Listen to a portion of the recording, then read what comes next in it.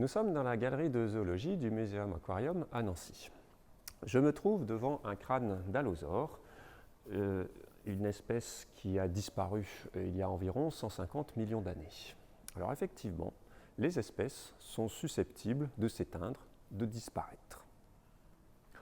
Lorsque l'on regarde une espèce, eh bien qu'est-ce que c'est? C'est une population d'individus qui se ressemblent et qui se reproduisent ensemble. Et cette population est susceptible de varier. Les effectifs peuvent augmenter ou diminuer suivant les variations du milieu.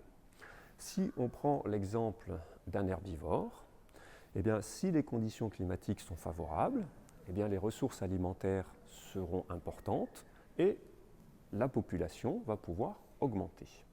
A l'inverse, lors de sécheresse, les ressources alimentaires vont être limitées, vont être diminuées, et cela peut mener à une diminution de la population de l'herbivore.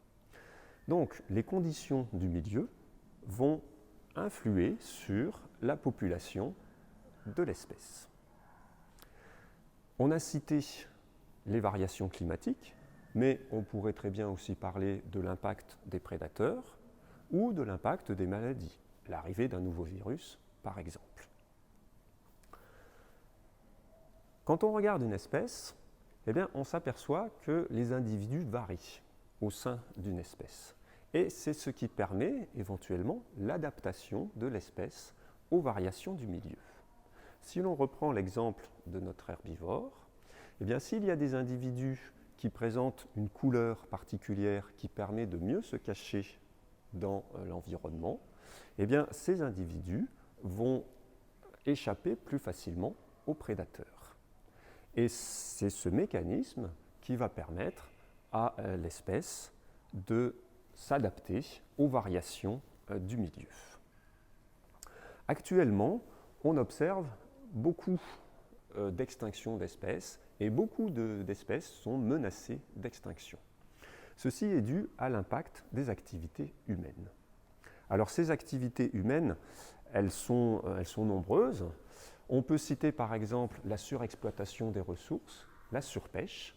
Si on prend l'exemple de l'esturgeon européen, eh bien, c'est une espèce qui est très menacée dans son milieu naturel parce qu'elle a été surexploitée pour le caviar. Si on regarde l'exemple du gorille, eh bien, c'est une espèce également menacée d'extinction et la principale menace qui pèse sur le gorille, c'est la destruction de l'habitat. En l'occurrence, ici, la destruction de la forêt tropicale. Effectivement, la forêt est détruite pour la remplacer par des cultures, pour la remplacer par des exploitations de minerais ou de carrières. Et si l'espèce perd son habitat, perd la forêt tropicale, eh bien, évidemment, ça peut mener à l'extinction de l'espèce. On peut citer aussi comme autre action négative de l'homme sur les espèces, eh bien, l'introduction de nouvelles espèces dans des environnements où elles ne sont pas normalement. Et on peut citer également le réchauffement climatique. Alors qu'en est-il pour le dodo? Est-ce que l'homme a joué lui aussi sur son extinction?